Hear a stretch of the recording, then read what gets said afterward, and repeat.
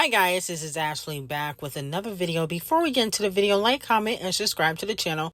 Make sure you turn on post notifications. So Nicki Minaj calls out 15 Faces label Titanic Records, okay, and laughs at the executives who have been allegedly fired. Okay, well, not really allegedly because now it's out in the open.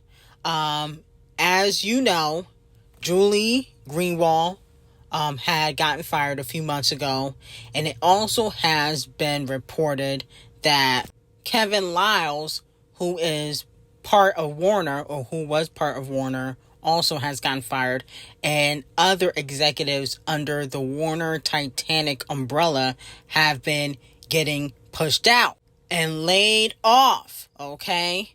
And so Nicki Minaj took to Twitter to clown them. As we know, Titanic Records has been sabotaging Nicki Minaj for years. Now, Nicki Minaj said, "Dear fire executives and ARs, don't be mad, UPS is hiring. Also, feel free to submit your resumes for a job at Heavy on It." Oh my goodness. Now, Nicki, I know you're not gonna hire those executives that have been sabotaging you for years. I know you clowning around. I can see Nicki holding an interview for them and never hiring them. Or maybe she would try to team up with them to build up Heavy on It, okay? To build up the Heavy on It label. Then she responded to a fan that said, "Fired right before the holidays," and Nicki put the loser meme featuring Phaedra from The Real Housewives of Atlanta as her response, okay? She also said, "They've been wanting empty arenas so bad, obsessed with me, while all their friends are getting fired. A nasty work." Okay, wow. And then she also tweeted, "Let me make this clear. I'm not difficult. I'm just about my business. I'm not into fake industry parties and fake agendas. Rock with people for how they make you feel, not what they give me." I'm like, damn, Nicki Minaj is getting her last laugh. She is getting her lick back at all the executives that have been sabotaging her for years. And now a lot of them have gotten the boot. I wonder how Botchin' Bitter feels about this, considering that this is her label. You know, all the executives that were caping for her, now they are down and out. Nicki Minaj is clowning them. Wonder how she feels about that. Now, fans have also noticed that Nicki Minaj has also unfollowed Diddy, okay? As we know, he is currently in jail, okay, under the clink for his federal charges that he is facing. And Nicki Minaj has hit the unfollow button. Now, later on in this video, we are going to get into the hot tea as to why, okay? But we're going to save it for later on, okay? But my whole thing is, I don't know why people are shocked because, Nicki Minaj don't really mess with Camel Toe, and Camel Toe and Diddy are one and the same. I actually think, though, Diddy is worse than Camel Toe. I know a lot of people don't believe that, but Diddy sabotages his own artists, okay? At least Camel Toe don't do that. He don't move like Diddy and Queen B. No shade of Queen B. But only time he will sabotage his artists if they piss him off, okay? I.e. J. Cole. I got that tea on Patreon. But if you don't piss off Camel Face, he don't really sabotage you. Okay. Unfortunately, he has sabotaged Nicki and Champagne Thickums because they got on his bad side.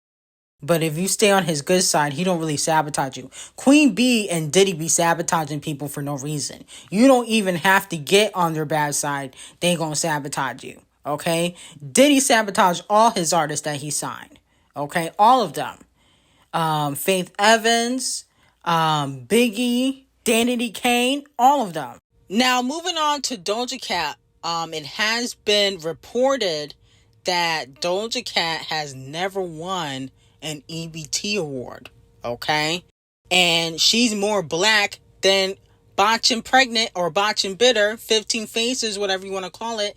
And 15 Faces has won several EBT awards, even though she's not black. But Doja Cat, who has a black father, hasn't won one. And to me, Doja Cat's a better artist overall than Cardi B. How is this possible? Well, I'm going to tell you why. A lot of black people don't think that Doja Cat is black. And a lot of black people, I feel like, don't relate to Doja Cat. Okay? I don't even feel like Doja Cat really considers herself black, to be quite honest, even though she is. I think Doja Cat relates more and aligns herself more with the white community than she does the black community. Okay? That's why most of her boyfriends and men that she date are white. Okay? She don't date black men. And I think that's why the black community don't really support Doja Cat like that. Okay? If you notice, she win more pop awards than she do hip hop awards. Okay? You know, the rap gatekeepers, you know, except for maybe Camel Face, don't really mess with her like that because she don't align herself with the black community. You know, even Cardi B aligns herself with the black community, even though she's not black. That's why she uses black women to push her career. She used Ckiminaj, okay, especially in the beginning of her career, Star Brim, to protect her, okay, because she can't fight. On top of that, you know, Star Brim also gives Cardi B street cred, okay? Then she used Gorilla, Megan Thee Stallion, Musty Walker, Flo Milli, all these black women for features, okay? Gorilla Glue, okay, especially when she's flopping. She uses the black community to big up her career. Now, moving on to Botch and Pregnant.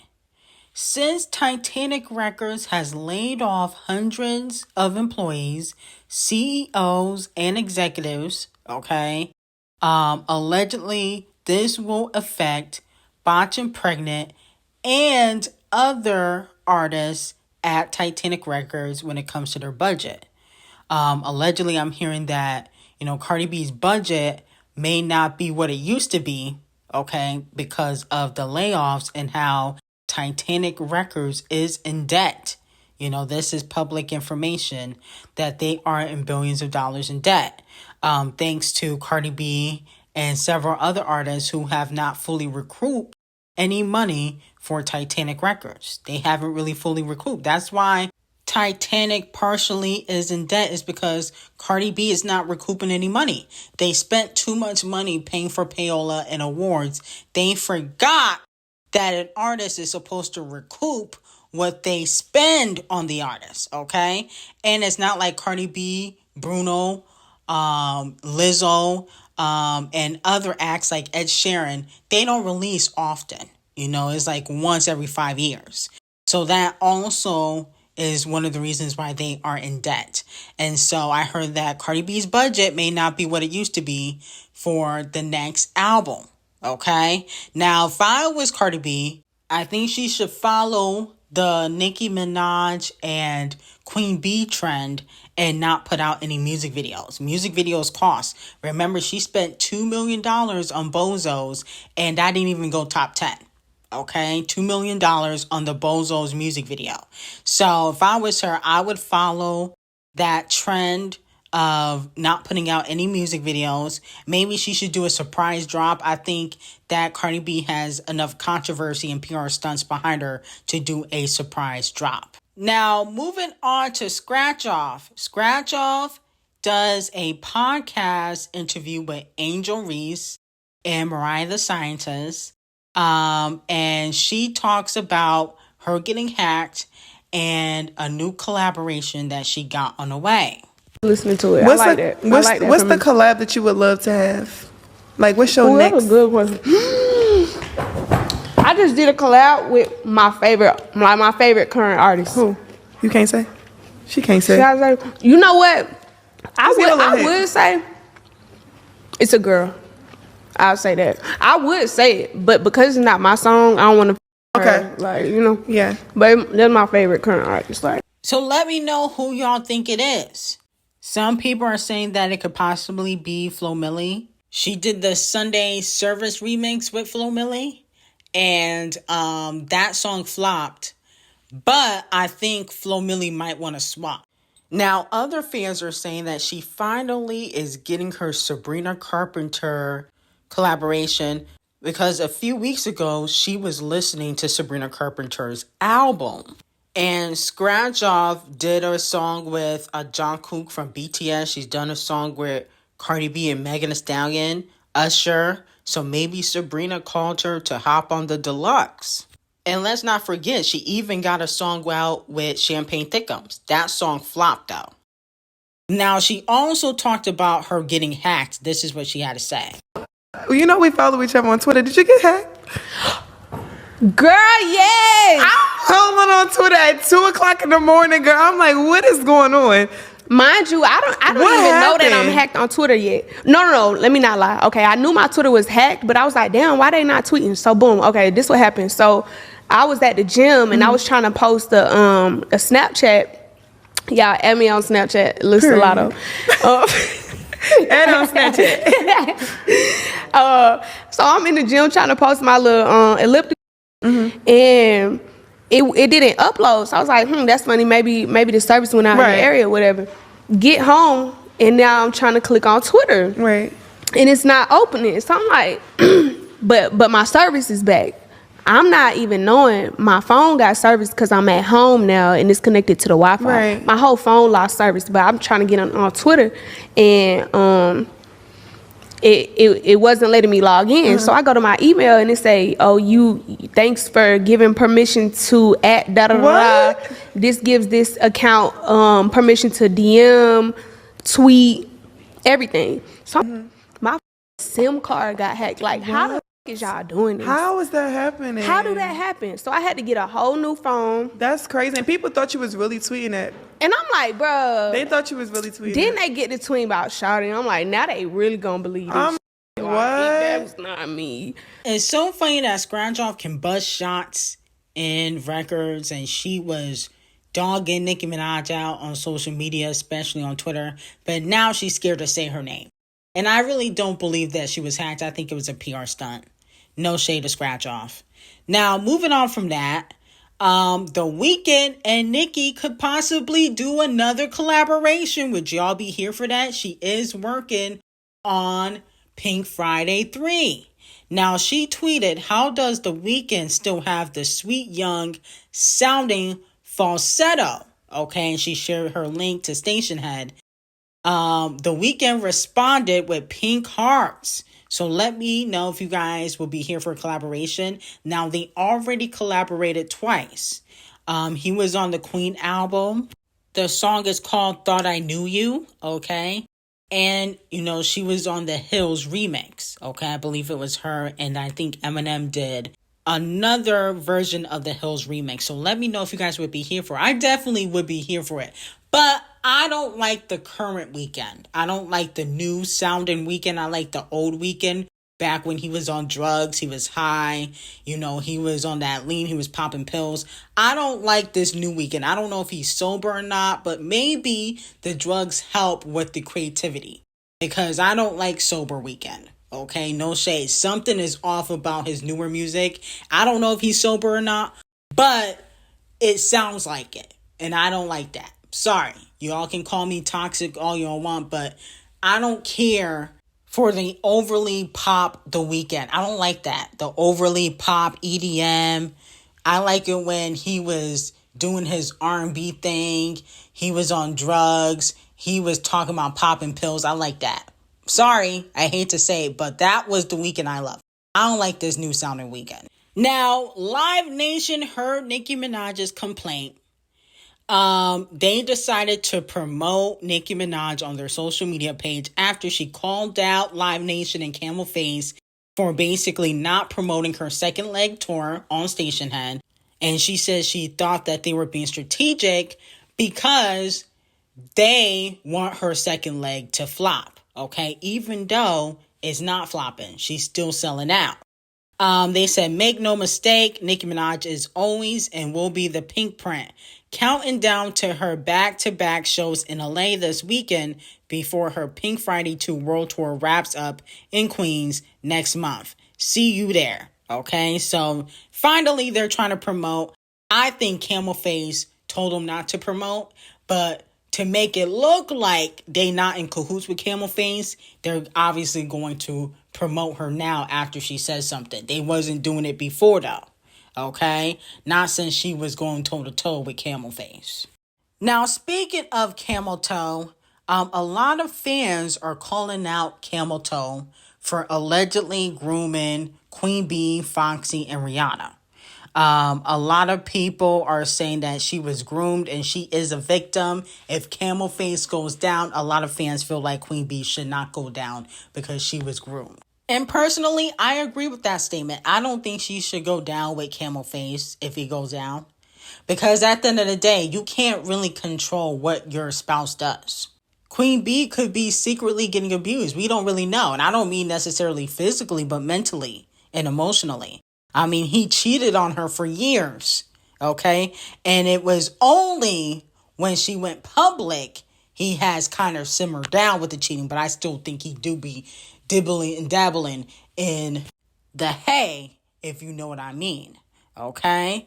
But with that being said, I don't think Queen Bee can control Camel Toe and his actions and what he does, okay? He definitely has more control over Queen Bee than she has over him, okay? So I don't think she should be held accountable for what he does, okay? Only if she was in it too, okay? If she do stuff on her own, she was at Diddy's party getting freaky deaky, then she got to be held accountable. But if she wasn't really doing nothing, I don't think she needs to be held accountable for anything that her husband does. Now, Hallelujah has decided to put out her debut album October 11th, Glorious. Let me know if y'all will be streaming, okay? Now, Gorilla Glue also dropped Hold On, okay? Her new single. You know, to me, I struggle with getting into Gorilla's music like that. Only because a lot of her music do sound the same. I feel like if you hear one record, you've heard them all. So I'm never rushing to listen to Gorilla. Yes, she has a few bops under her belt, but again, redundant. The same topic, nothing changes. And I feel like even though this is her first album, it doesn't feel like her first because she has released several EPs. That's my thing about these new artists. These new artists like to say that, oh, this is my debut album after they release 2 to 3 EPs because they don't have the sales for an album. Now, Katy Perry released her album 143, okay? If I had to give it a grade or to rate it, I would give it like maybe a 6.5, okay? The issue about the album, it does sound dated. We talked about this before, how Katy hasn't really evolved musically, okay? So it does sound dated, but there's some songs on there that are not too bad. It just sounds very 2018, 2017. Like if she had released this maybe 4 to 5 years ago, maybe 6 years ago, it probably would have been a bigger album in my opinion. The only issue though, people still probably would have felt a way about her supporting Dr. Puke because, you know, he all over the album. Crush is a decent record. I'm his, he's mine. You know, that single came out, I think, last week. That song is decent. Okay, not too bad. Nirvana is not a bad song either. But, like I said, a lot of the records do sound dated. Okay? And honestly, I feel like Crush should have been the biggest single. Like, she should have pushed that record instead of Wonder Woman or whatever that single she pushed that flopped first. You know, she should have pushed Crush. I think that would have been a better single to push. Because you can't talk about women empowerment and have, you know, Dr. Puke as a producer. Like, that doesn't make any sense. So she should have pushed Crush instead. That's a decent song. So like I said, a 6.5 out of 10 for me. Now, moving on from that, Sabrina Carpenter is releasing a holiday special with Netflix titled A Nonsense Christmas on December 6th. It will feature other guests and duets. Okay, so Sabrina is stepping into her Queen of Christmas bag. I see what she's doing here. Now, my whole thing is she got to do a duet with the Queen of Christmas, even though vocally, well, I think vocally now she can take Mariah Carey. The Queen of Christmas don't got vocals like she used to. She used to have the vocals, but now it's not what it used to be. So I definitely feel like she can take the Queen of Christmas now vocally. Early 2000 Mariah, even 2009 Mariah, no. But Mariah Carey now, she definitely could take her. So I'm expecting her to do a duet with the Queen of Christmas. Okay. It's only right. You got to call up MC and do a duet. You cannot put out a Christmas duet or single without the Queen of Christmas. You can't do that. Okay. So I'm expecting that. I'm expecting you to call up Queen Ari. Vocally, I don't think you can go toe-to-toe with Queen Ari, but I'm expecting you to call up Queen Ari, okay, because she's the princess of Christmas when it comes to Christmas music. Who else should she collaborate with? I think that's about it. I can't really think about anybody else that she needs to do a duet with. Maybe J Beeb, Justin, but he kind of fell off. I can pass on that. I can pass on a J Beeb collaboration. Now, moving on to Diddy, okay, it has been allegedly reported that Diddy's bodyguard has recorded his sex parties. And there's a video allegedly of Diddy and Meek Mill. Now, I heard the audio. It could be fake, okay? The audio sounds horrible of allegedly them having sex. It sounds horrible. But this could be one of the reasons why Nicki unfollowed Diddy. See, I remember Nicki alluding to knowing certain men in the industry were gay. Okay, she talked about that on live. Do you think it's a lot of undercover brothers in the industry? Oh no, Queen. We don't know nothing about undercovers. Oh no. We don't know about that. Okay. Because I do. You said what? Oh, I said I do. Okay, so Nicki already knew that Meek Mill liked the bussy. Okay, she already had gotten that tea years ago. This video is from 2022, 2021. And now it has been confirmed, now that Diddy is going to jail, that he has been messing with Meek Mill. If you were on my Patreon, you would have been known that he was messing with Meek Mill and several other rappers. You got to get that tea on Patreon. But the point of the matter is, that's probably one of the reasons why she unfollowed Diddy. Because she can't stand Meek. Okay? Her and Meek went back and forth. Remember when both of them went to I think it was the Chanel store, and Kenny almost beat up Meek Mill, okay? She can't stand Meek Mill. He beat her up several times, okay? And got Devil Nation to block her documentary from coming out. But we not going to get into that, okay? That's not something we going to get into. That's a whole different, story. The point of the matter is, she knew, and the confirmation is here. And so with that being said, Meek Mill will be receiving Donkey of the Day. Diddy, you're getting Donkey of the Century. I don't even need to give Diddy Donkey of the Day because you're getting Donkey of the Century. Okay, you're just a clown. And so at the end of the day, I think that's probably one of the reasons why she unfollowed Diddy. She probably this has confirmed my suspicion of Meek Mill being the bottom. I had all the tea on Diddy and Meek on Patreon. All of Diddy's, rappers that he has slept with, that's on Patreon. Link will be in description, and I hope you have a great day.